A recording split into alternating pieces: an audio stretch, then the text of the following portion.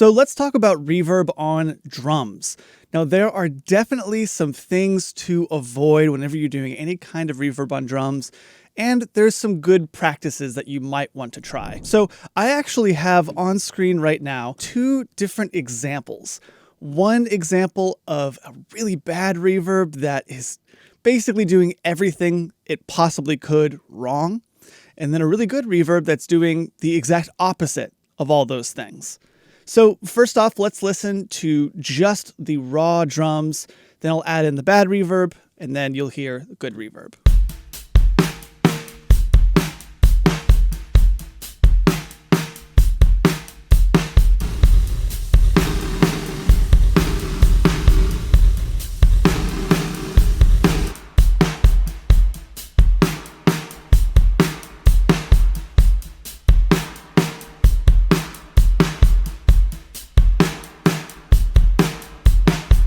So obviously that bad reverb was a lot, right?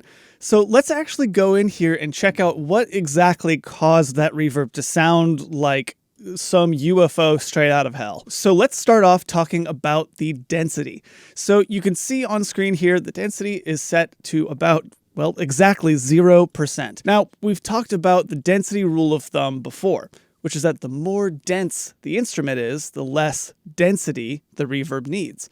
And vice versa, the less dense an instrument, the more density the reverb needs.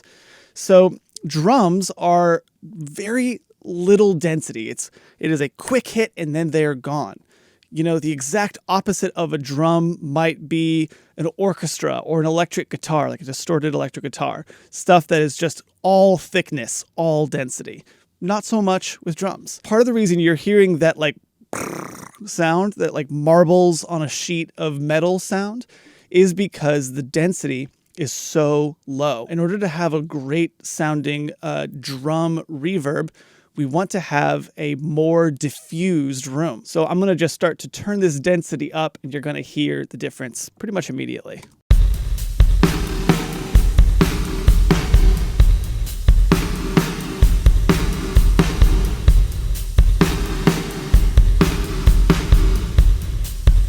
So the next thing you want to avoid is the wrong reverb type. On screen here, we've got a concert hall. Now, obviously, we've got a reverb coming from every single mic on the drum kit. The kick, the snare, and the overheads, which are getting like the cymbals and toms and whatnot. So if I was just having a snare reverb, a hall might work pretty well. But if I'm trying to put a reverb on the whole drum set to get some sort of like drum room ambience or something like that, a hall is really not going to be what I want to go for. It's just too big, too hard to handle. So really what you're going to want to go for is a room or a chamber. So let's try switching this to chamber.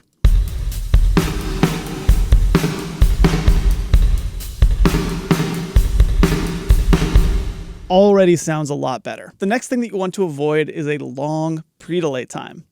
Now, we've talked in the past that whenever you're adding reverb to a single instrument, you usually want to add a very long pre-delay to keep the reverb behind the instrument and keep the instrument up front. Not quite so much with drums.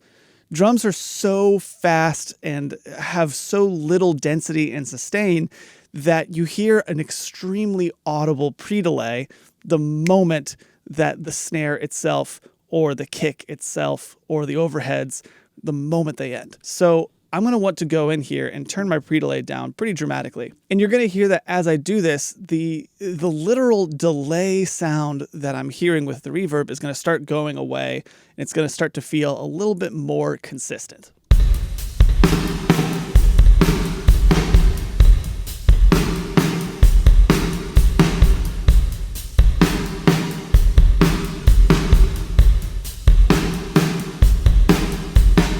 So I no longer get this feeling like I've doubled up on my drums, like I have 2 drum hits at the same time. Now it just feels like one hit, one kick, one snare, one cymbal hit. So what's the next thing that we want to avoid? Well, we want to avoid overly bright reverbs.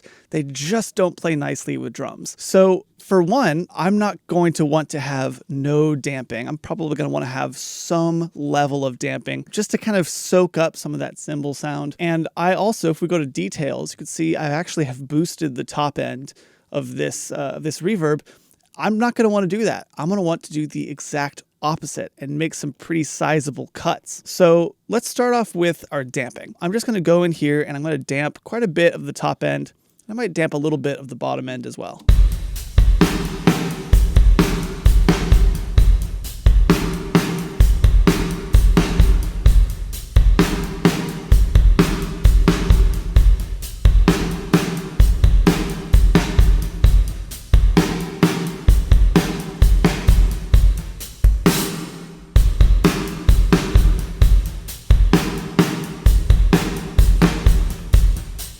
Yeah, that's feeling pretty good to me. So now I'm going to go in to my EQ, which I actually prefer to just use my own EQ for this.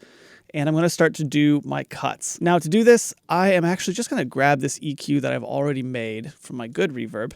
And let's talk about what I've done here. So I've cut a lot out of the bottom end.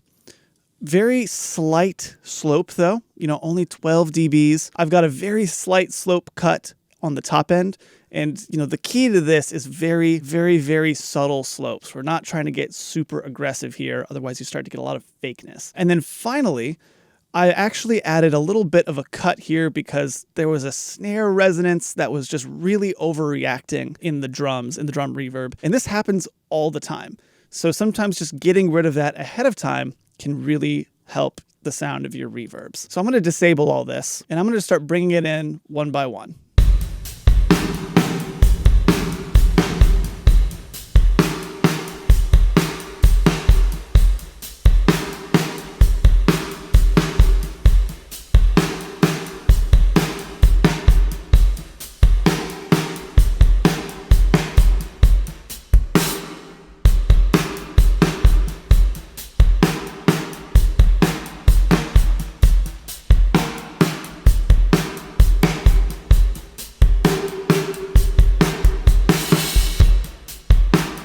So let's do a quick before and after.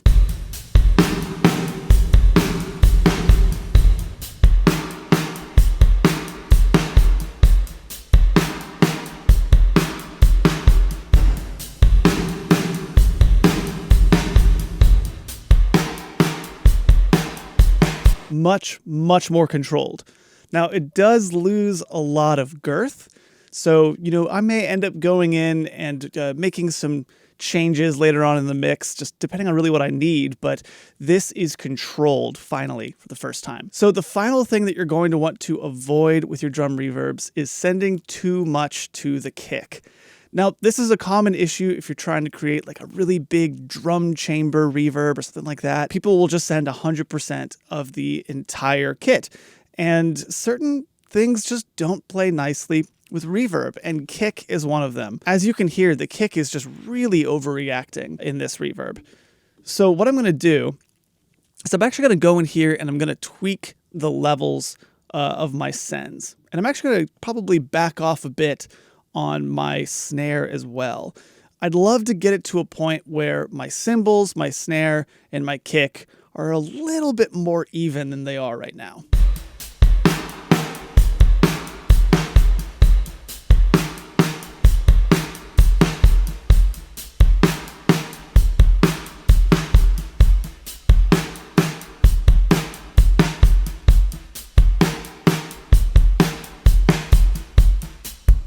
Yeah, I already like that so much better. So now that we've done all these changes, let's listen one more time to where we started and what we've ended with.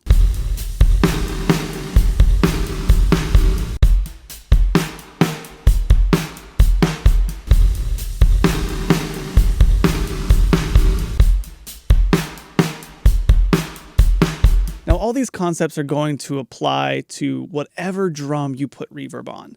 But as everyone knows, the most common drum that uses reverb is the snare. In fact, you see that way more often than you see, a reverb that's on every single drum. So I just want to go over really quickly a few tactics that are specific to a snare reverb. So I've actually got a few different snare reverbs up here on the screen, and let's just see what we're starting with.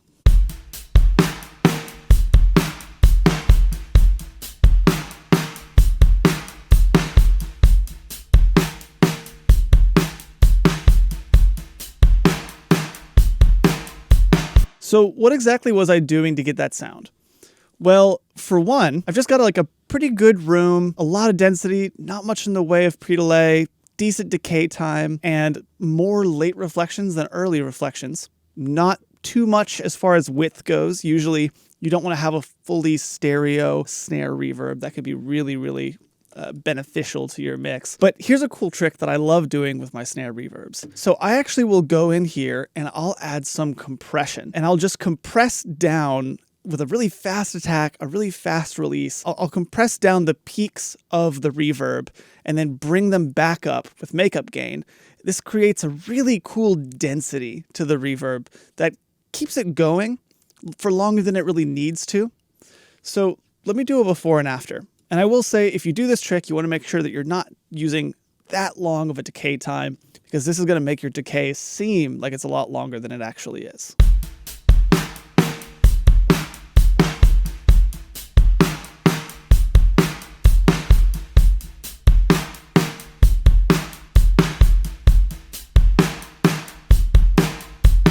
Subtle, of course, but you can kind of hear that like it's almost like going and then stopping, going and then stopping.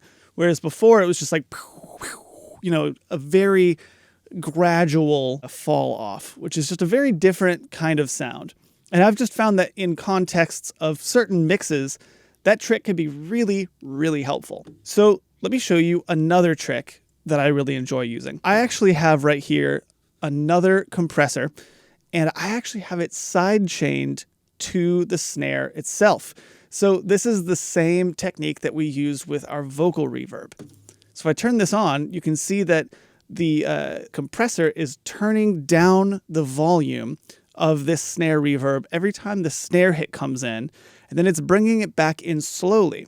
And what this does is it creates almost like a blooming effect with the reverb that can sound really, really cool. It could also get your snare reverb out of the way of the snare, which is going to help to keep your snare forward in the mix. Let's do a before and after.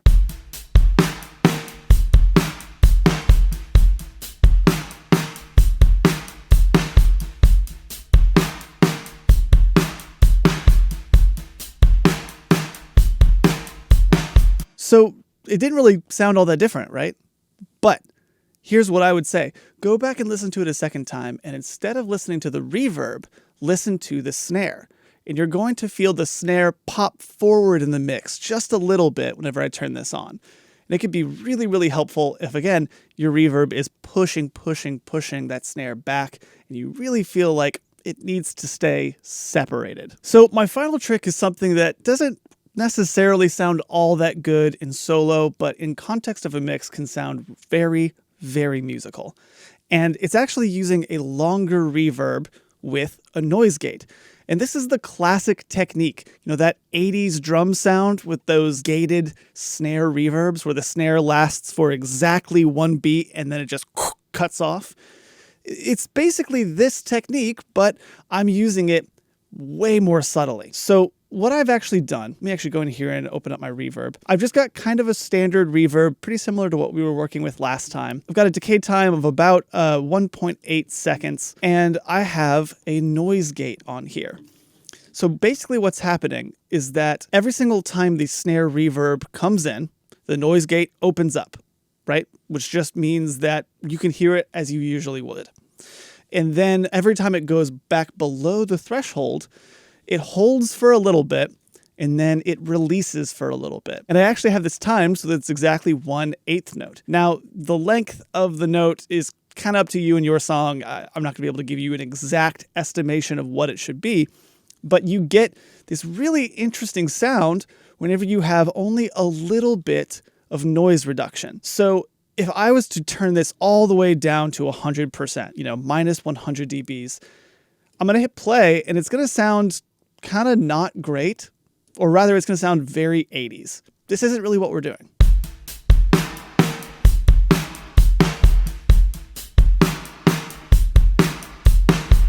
You get the idea. But if I was to go in here and increase my reduction so that I'm only reducing a little bit, what it does is it kind of just starts to clamp down on the tails of the reverbs. It's not getting rid of them entirely. It's just adding a little extra pull away from them. And when timed with the music, it can be very musical. It can really give a nice sense of groove to your reverb. Let's look at before and after.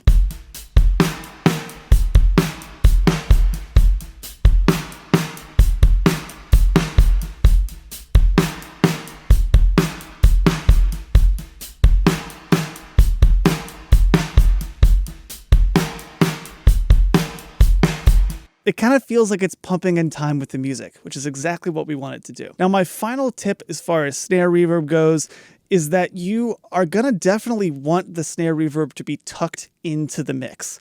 Now, this particular example, I obviously don't have a mix to show you. I just have the drums. But if you have a super loud snare reverb, typically it can really get in the way of the groove of the song.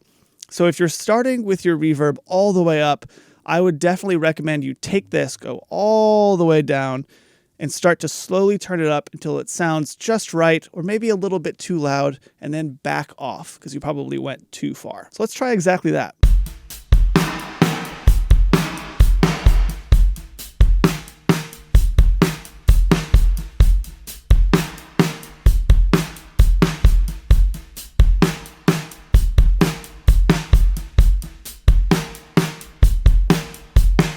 I like that. It's really subtle. It's there. It's elongating the snare, but it's not doing too much. Let's do a before and after.